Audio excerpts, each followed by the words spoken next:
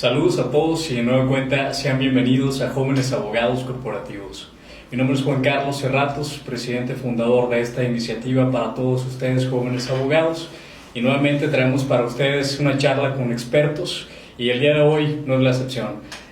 Nos acompaña precisamente en el panel el maestro Carlos Sainz, quien es especialista en temas de derecho fiscal y quien nos viene a hablar al efecto de la Ley de Fomento a la Confianza Ciudadana. Estimado maestro, es un gusto tenerlo aquí con nosotros. Carlos, muchas gracias por la invitación. Feliz de estar aquí y un saludo a todo tu auditorio. Gracias, maestro. Recientemente, como lo habíamos estado platicando, ya habíamos tenido el contacto, ha estado en boga, maestro, el tema de la Ley de Fomento a la Confianza Ciudadana, que realmente es algo muy nuevo para nuestra legislación mexicana y significaría de alguna manera un cambio pues muy radical de alguna manera. Entonces, en este sentido, preguntarle cuáles son las implicaciones que tiene esta Ley de Confianza Ciudadana, Ley de Fomento a la Confianza Ciudadana. Gracias, Juan Carlos. Bueno, fíjate que esta ley viene a partir de una iniciativa que se presenta en noviembre del año pasado por el grupo parlamentario de Morena. El exgobernador de Zacatecas, Monreal, lleva la batuta en este tema y se presenta de una manera y termina aprobada por el Senado de otra. Y ahí es donde vienen cambios interesantes, sobre todo en materia fiscal y aduanera. Es decir, inicialmente la perspectiva que buscaba esta ley, lo que hizo que algunos legisladores, sobre todo los de Morena, la calificaran de innovadora, era precisamente que buscaba establecer,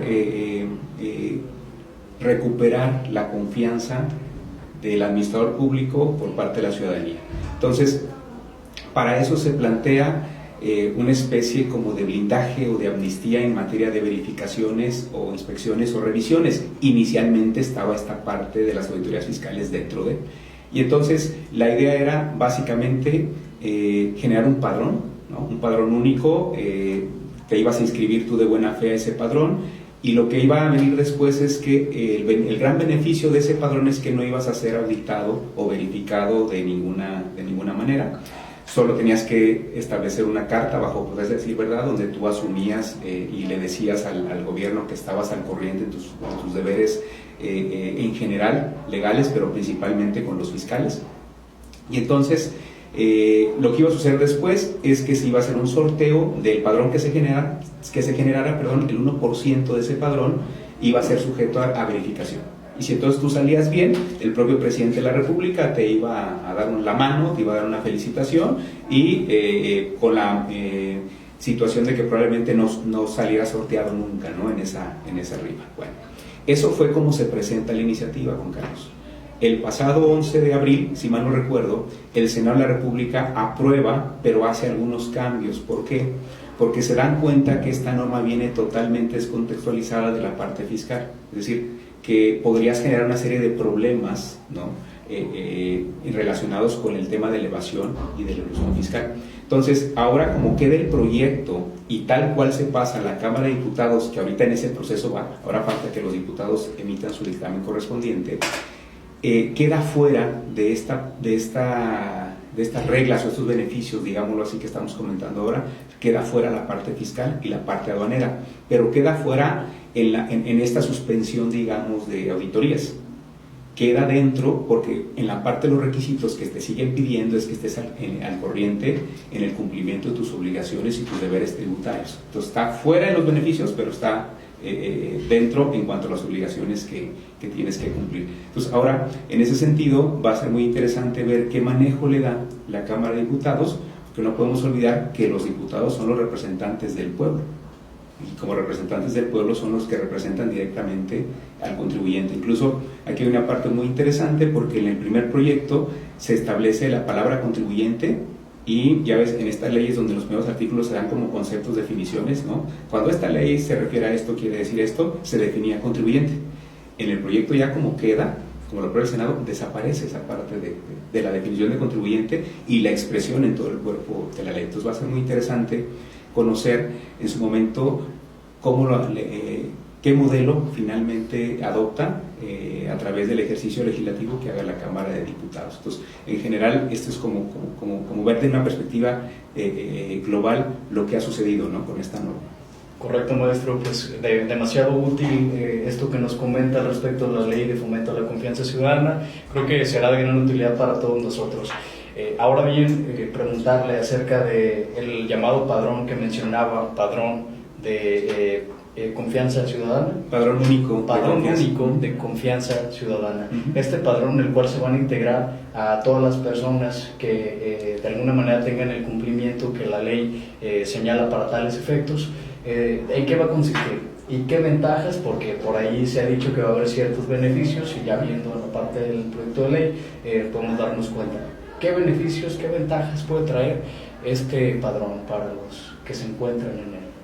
Bueno, la primera ventaja al inscribirte al padrón es que no seas sujeto de inspecciones o verificaciones de cualquier entidad de la administración pública.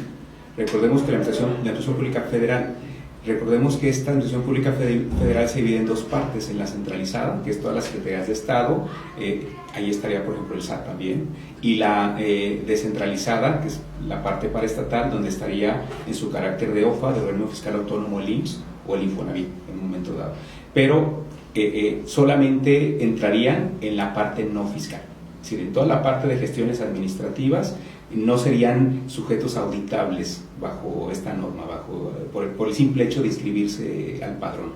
Ahora bien, se anuncian en la ley una serie de programas y beneficios que la ley no los define aún, simplemente establece la asignación de un presupuesto y la creación de estos programas. Recordemos por ahí que hay otra legislación, que es la ley de planeación, la que establece los lineamientos que deben seguirse cuando se elabore un plan o un programa de cualquier índole, que sea, digamos, que se mueva a través de gasto público, ¿no?, de recursos públicos. Entonces, esta ley en ese sentido es abierta, ¿no?, para que sea a través de estos decretos que emite el Ejecutivo, donde establezca ya beneficios concretos. Una cosa que es muy importante resaltar, Juan Carlos, es que este padrón único a la confianza, en el que ya le estamos poniendo como PUC, ¿no?, su dote, va a ser controlado por la Secretaría de Economía. Y esto es interesante porque hay muchos rumores respecto a la desaparición o la transformación del SAT, y hay quien dice que este organismo público desconcentrado de Hacienda va a desaparecer o va a dejar de ser parte de Hacienda y se va a incorporar a la Secretaría de Economía. Bueno, esta forma como está planteada la ley nos da un elemento para pensar que esto puede ser posible, ¿no?, que sea a través, que se transforme el SAT ya en una especie de organismo, de entidad de inteligencia fiscal, que opere más a través de medios electrónicos. Recordemos que ya hay desde hace algunos años la posibilidad de hacerse auditorías a través de medios electrónicos, las revisiones electrónicas que prevé ya Código Fiscal de la Federación.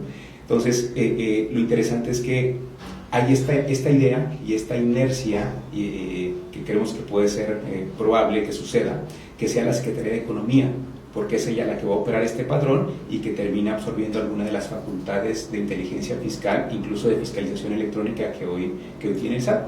Y si le añadimos un elemento fáctico interesante, es lo que pasa a finales del año pasado y este año, cuando empiezan a hacer un recorte presupuestal en las unidades del SAT y donde desaparecen varias unidades de facto, como es el caso de las auditorías. Y en el caso de Jalisco, que antes teníamos 5 administraciones, desaparecen prácticamente la de Ciudad Guzmán y la de Puerto Vallarta. Entonces, como que si empiezas a juntar todo, más o menos te empieza a orientar que sí, parece ser que Economía va a llevar un papel preponderante en este tema y va a ser ella la que va a llevar el control de este padrón, que se empieza a trabajar por medios electrónicos, dice por ahí las disposiciones de esta ley en curso, de esta ley en proceso de creación, donde son estos medios electrónicos los que debe utilizar para facilitar el que las personas se inscriban. Ya hablamos de administrados, ya no solamente contribuyentes, como comentábamos en el bloque anterior, se decía en el proyecto inicial de ley.